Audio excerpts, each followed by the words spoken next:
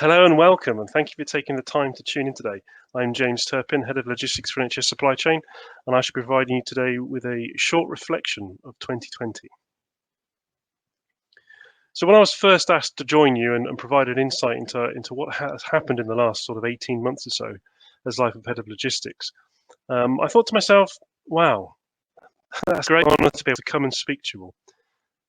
And then I thought to myself, where do you start? What would be interesting? And ultimately, where do I finish? Because the events of 2020 and the challenges we faced through COVID continue as we move forward into 2021 and towards the end of this year. Then I remembered the best single piece of advice that I'd been given in my career, and that is keep it simple. So simple and interesting. How hard can that be? Well, what I thought I'd do is I'd start with a small part about myself and the role of Head of Logistics, and a few slides about who NHS Supply Chain are, follow with a short piece to introduce what the original script for 2020 was meant to be. And then let's get into the detail of what actually happened, whilst keeping it simple and interesting. And hopefully finishing with some thoughts and questions that I've come across in the almost last 2 years since COVID started impacting our lives. So who are NHS Supply Chain and what is the role of Head of Logistics for NHS Supply Chain? Well, as a quick overview, I lead a team of logisticians who are responsible for the storage and distribution of clinical, medical equipment and consumables to the NHS. In addition to this, I also work with Public Health England and have a team that look after the vaccines and countermeasures programs and supports the delivery of the National Immunisation Programme and schools vaccine programs, all of which I shall get into more detail as we progress. So who are NHS Supply Chain? Well, there's a short history of procurement in the NHS, and this is an extremely short representation of a long history. SCCL and NHS Supply Chain was born out of a number of changes over a number of years within the supply chain for the NHS, predominantly acute trust hospitals, but many other organisations across the NHS as well. And in 2006 to 2018, we were operating with the DHL supply chain as part of the NHS Business Services Authority. In 2018, we moved to what was then called the future operating model, which is now called the operating model, which looked at how do we leverage our position as a supply chain whilst getting the best out of the market of providers and suppliers of products into the NHS. From that, the operating model was born and was developed. This is split into a number of towers for procurement and a number of towers for services, working with some of the partners you see on screen today. I might just say that in its own right has been a very interesting journey, but not one that I'm going to spend much time on today. So what about the logistics? The logistics for the core of NHS supply chain forms around these sites, supplying mainly to England, but to some customers in Wales and Northern Ireland, but predominantly NHS trusts within England. The core sites operate as a regional distribution centre network, working with a national distribution centre in Rugby, which predominantly houses our high-value, low-volume products the NHS consume from us. So how does it work? Some size of scale. We process roughly £34 million worth of orders a week, which equates to something like 43,000 approximately orders across 650,000 discrete order lines across our network. We range stock in our network through our DCs of about 12,000 SKUs, with about 320,000 and increasing non-stocked lines, all of which is managed by NHS Supply Chain and orchestrated by our partners. The logistics is operated with a team led by our partners Unipart over a 5-day, 6-day operation, delivering to our customers. So what was the original script for this year, or last year, should I say, 2020? Well, as with all businesses, NHS Supply Chain has a business plan. We have a 12-month cycle of budgeting and forecasting and planning and preparing. So the original script for 2020 was pretty much an extension of our previous year's worth of business plans and strategic direction, driving value and service delivery to the NHS, maintaining our extremely high service of stocked products, looking at our technology we've got a large transformation program looking at how we operate our warehouses, how we operate our order management technologies, and how we interface with our suppliers and customers. And the first site to go live with a new WMS was planned for April 2020. In addition to that, one of the core remits of SCCL NHS supply chain is to grow our market share and support the NHS with value through procurement over the next 5 to 10 years. And in order to support that, we need to improve our logistics infrastructure, which is born out of 3 main phases, 2 of which we expected in 2020 to have got some real traction with. The first phase, delivering Bury, might add, did go live on time and did help support what actually happened in 2020. The further 2 phases are now in progress through 2021. And in addition to that, we also had EU exit, or should I say EU end of transition, which, to be honest, I struggle to remember how many times we planned for different elements in that program of EU management. And I know lots of supply chain partners across the industry have also had much enjoyment and fun with working through the challenges there. That was our main risk for 2020. And clearly, sustainability is an agenda item that the NHS is very, very focused on, and something that we as an organisation were due to spend quite a lot of focus on in 2020. So what really happened? This is all good stuff, but what actually happened in 2020? And I think the quote from Sir Nick sums up some of the challenges we faced in 2020.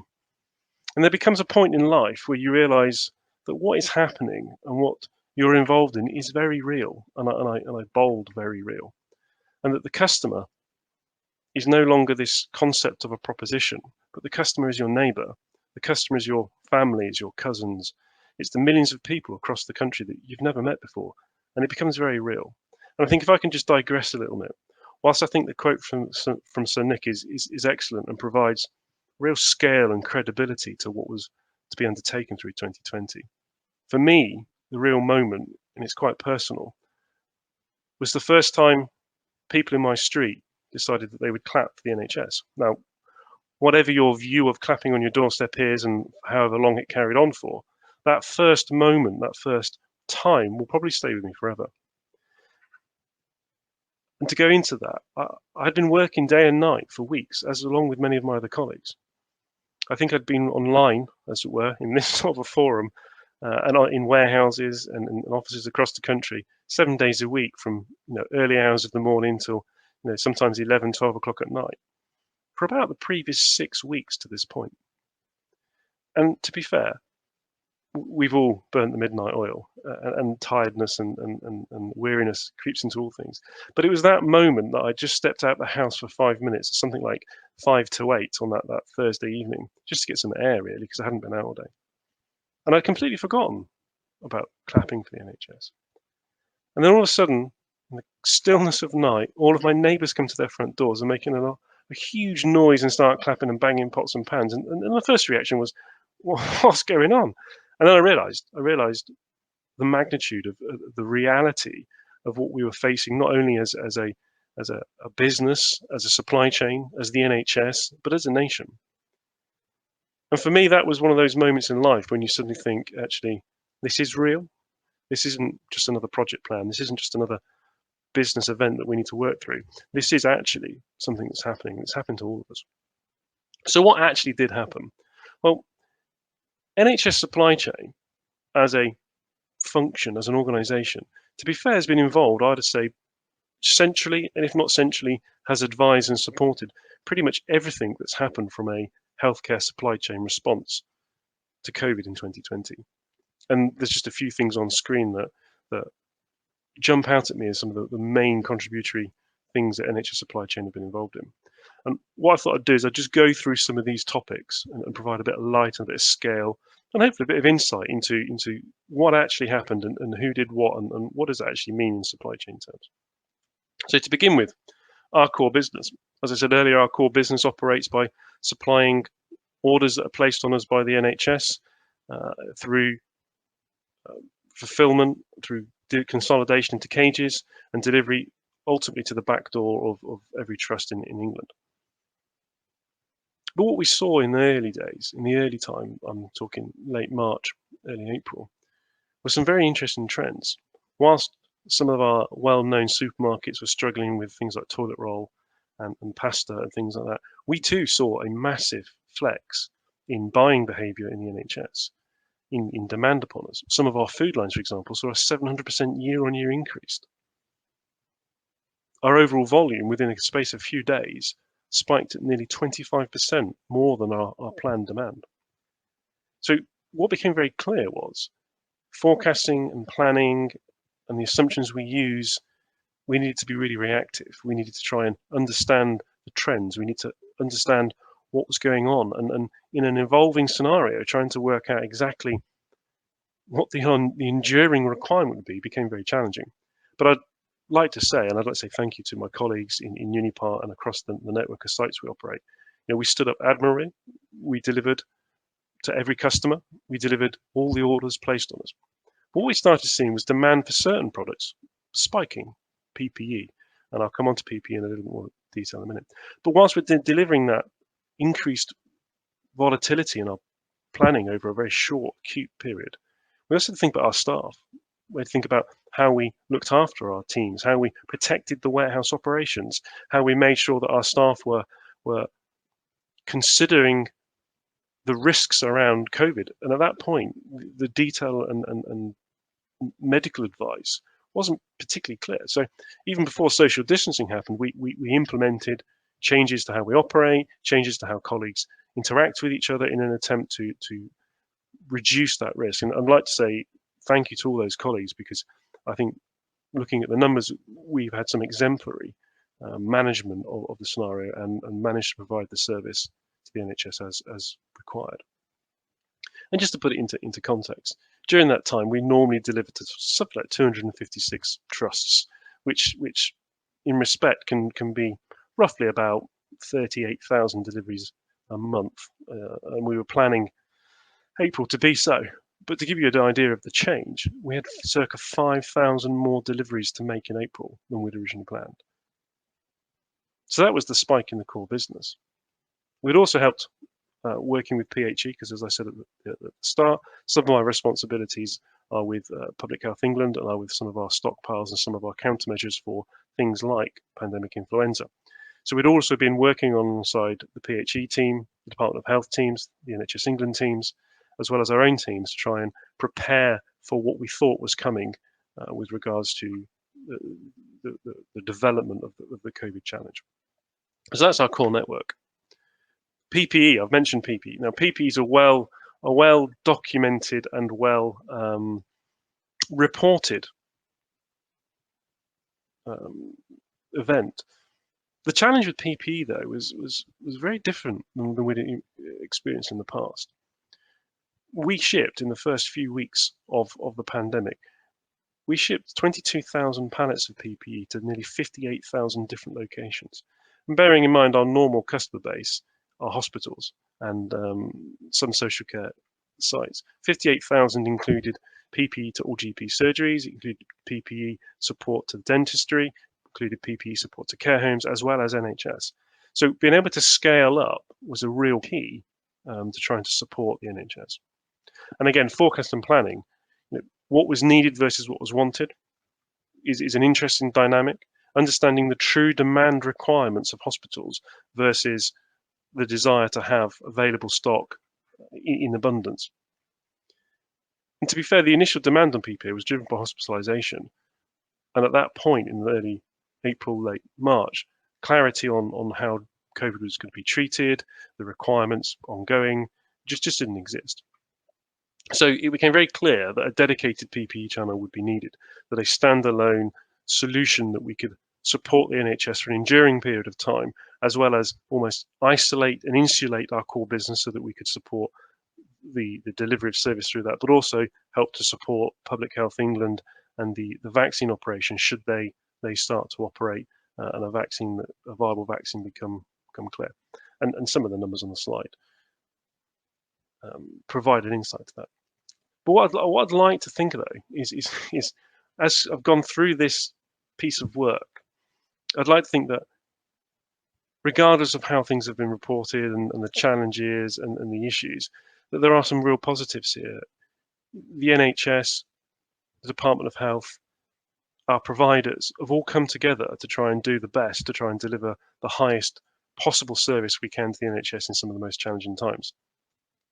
One of the other areas we needed to work on was something that again touched NHS supply chain, and that was how do you increase the number of ICU bed capability within the NHS.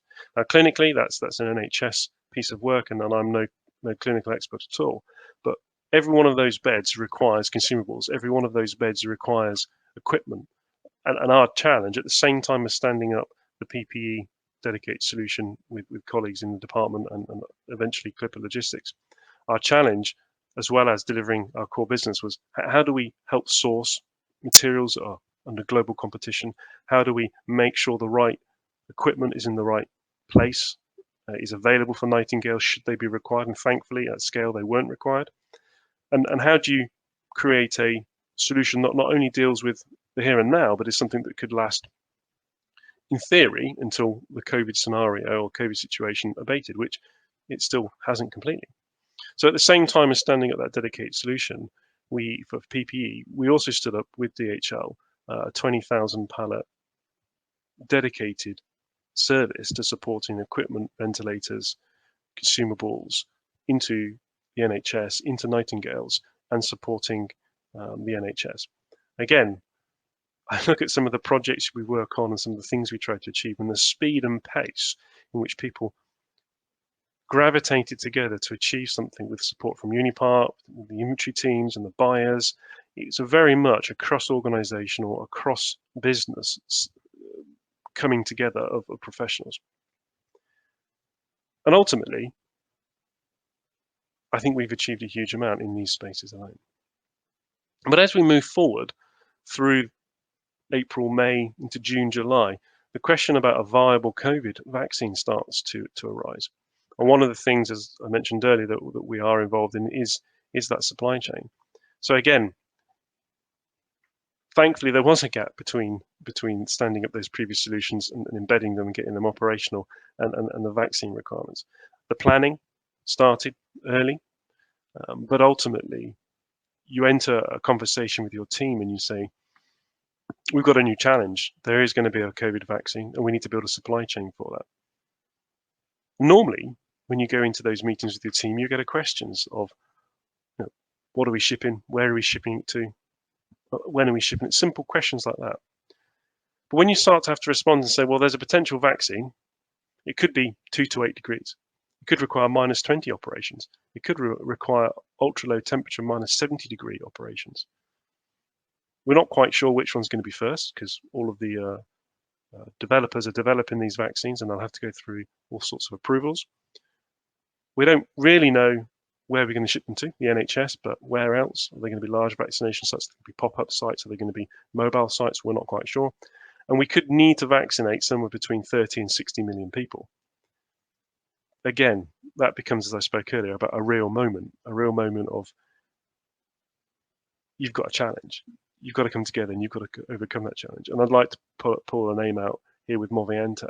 Movianto UK and PHE and ourselves have worked together tirelessly for about 6 months prior to the first vaccine arriving. And I was there the night the first Pfizer vaccine arrived in the facility.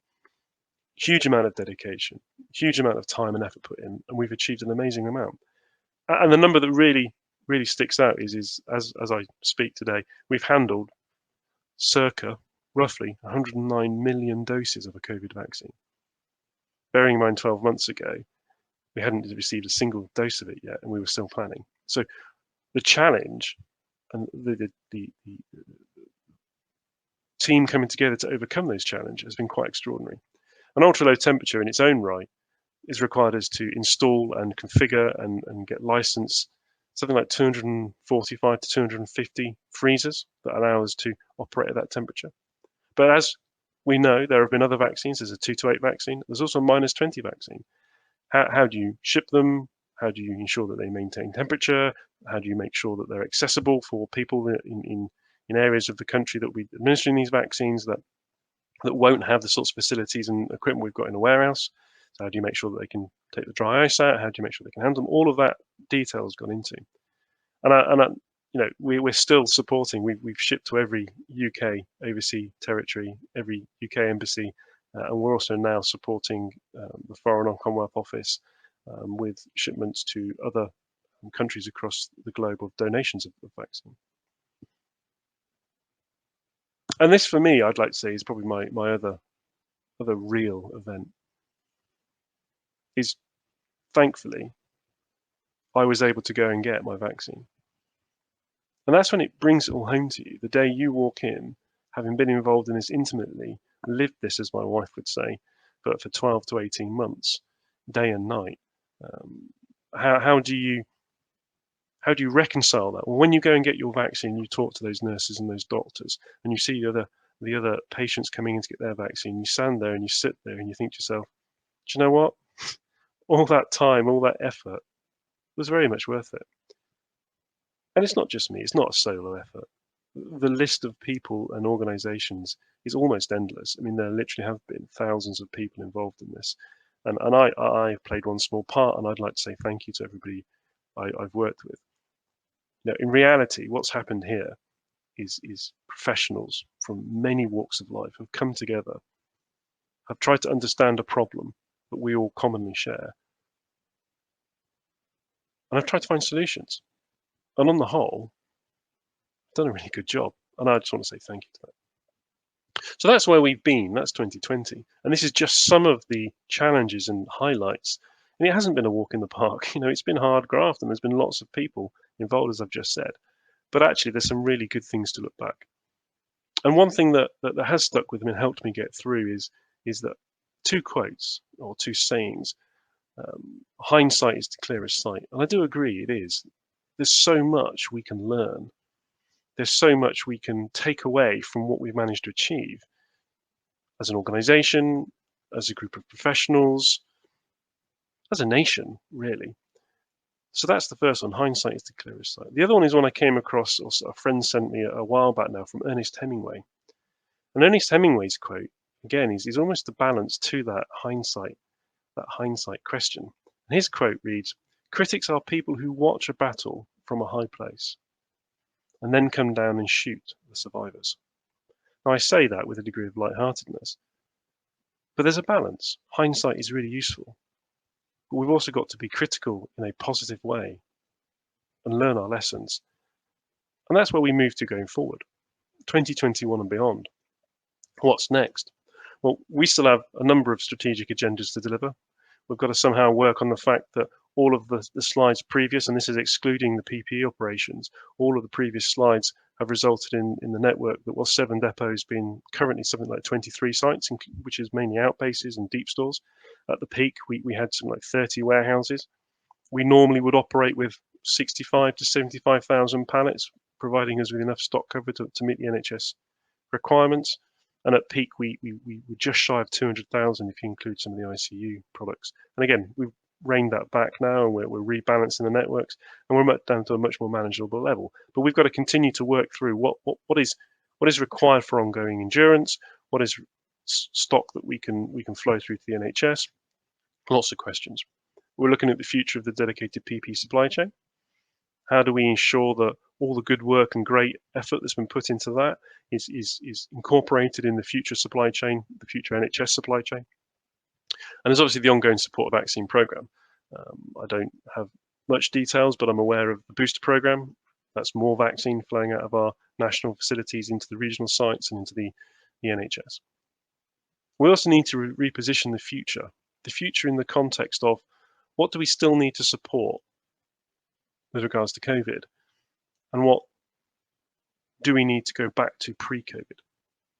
Now, I don't like the term pre-COVID because it kind of defines that there's a point in time that things change, and this has been a gradual change, albeit fast. But we do need to think about what are the impacts to not just the healthcare supply chain, but the global supply chain, our supply chains, your business's supply chains, and we'll talk about those in a few seconds just before I close. We've also got to finish off our core technology refresh. We've still got warehouse management system to roll out. We've done a great job at the same time delivering our order management system and our product hub systems to support our technology refresh. The infrastructure logistics strategy. Again, I talked about our Bury St Edmunds Suffolk Park solution that went on live on time in full and has won a number of awards, including one from SHD. Again, in a normal world, in a normal year, that would have been one of our major highlights, and it's still very much a highlight. But it's just another one on a long list of things that we've managed to achieve. We've got to look at our future operating target, or our target operating model. The original operator model comes to a fullness in cycle in 2024. So what's that future supply chain? What's the longevity in that going to be for NHS supply chain? So they're all things we're tackling with, which are all really good questions for us to understand and to get into detail with. And hopefully this year we'll be able to deliver a plan as it stands and not have so much disruption and change. But observations and food for thought. And these are some of the things that, not just as head of logistics, but as somebody that's been in logistics for many years, and supply chain for many years. We've worked in an environment where just-in-time lean principles are our focus, and I fully support, and those that know me know that I am a person that champions those sorts of things. But I do think we need to ask the question of just-in-time versus just-in-case. Where should we draw the line post-2020 in supply chain thinking? Not just healthcare, but in all supply chains. Has resilience become more important?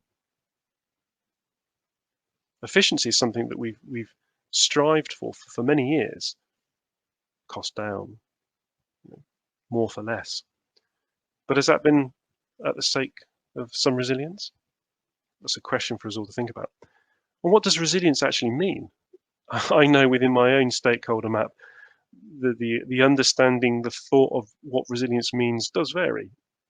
But actually, as a supply chain industry, I do think we need to think about resilience. And when you think about resilience from a sustainability agenda, is sustainability too focused on environmental innovation, which is again something that I champion and support, but do we need to refocus it about intelligent resilience as part of our sustainability? These are questions that I throw out to you as an audience to think about, and hopefully you've got some food for thought from the presentation I've given today.